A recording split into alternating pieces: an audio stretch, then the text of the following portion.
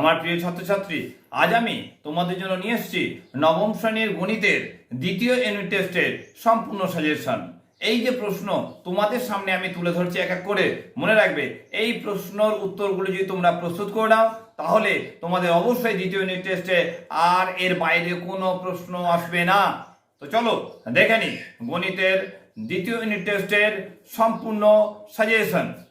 তোমাদের নবম শ্রেণীর গণিতের দ্বিতীয় ইউনিট টেস্টে যে প্রশ্ন উত্তরগুলোকে সম্পূর্ণ করতে হবে সেই প্রশ্নগুলো আমি তোমাদের সামনে তুলে ধরছি। এটা তোমাদের সিলেবাস। এই সিলেবাসটা এর আগে আমি তোমাদের নিয়ে এসেছিলাম ভিডিওর মধ্যে। যদি কোনো কারণে মনে হয় না তোমাদের দেখা হয়নি তাহলে অবশ্যই বলবো এগুলোকে দেখে নেবে। তো চলো শুরু করি প্রশ্নগুলো। তো দেখো আমি তোমাদের এক এক করে দেখিয়ে দিয়ে যাচ্ছি, পরস্পর দেখে নেবে। তোমাদের 45 পাতা, 1 দাগের 1 3, এখানে 3 দাগের, এখানে 4 দাগের করে রাখবে, এখানে 13 দাগের এবং 15 দাগের। এরপর দেখো তোমরা করবে 16 দাগের, এখানে জাস্ট একটা।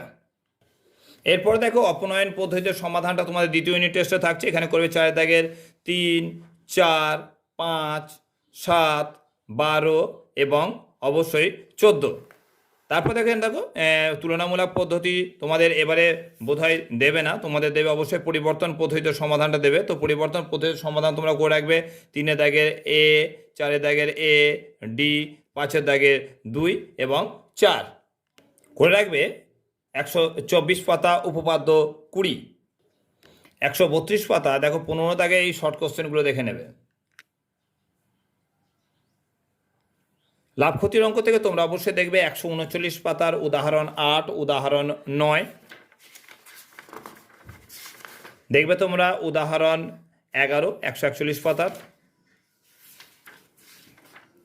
এরপর অবশ্যই দেখবে 146 পাতা, 146 পাতা 3 4 6 7 9 এবং 11 করে রাখবে।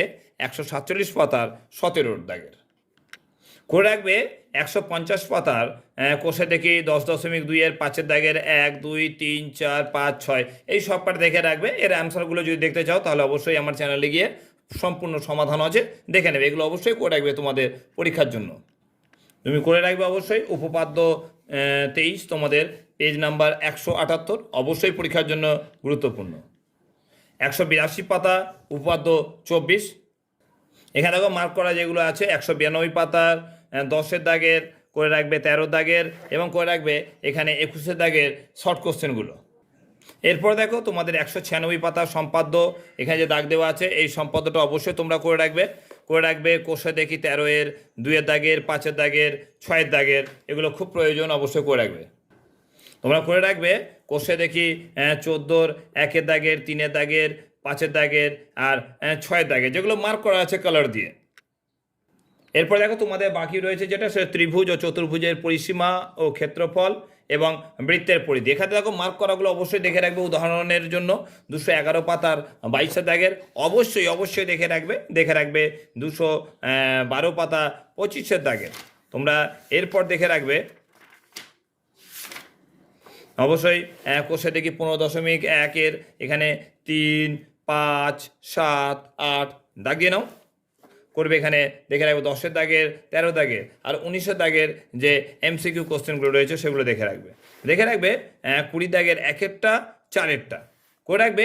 15.2 এর যেটা করতে হবে সেটা হচ্ছে 5 দাগের, 15.2 এর 5 দাগের মার্ক করা আছে করে রাখবে। এখানে 7 দাগের দেখে রাখবে, এখানে 10 দাগের, এটাও প্রয়োজনীয়।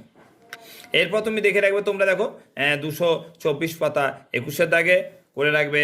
225 পাতার কোষে দেখি 15.3 এর 1টা এবং 9টা দেখে রাখবে 17 দাগের এমসিকিউগুলো।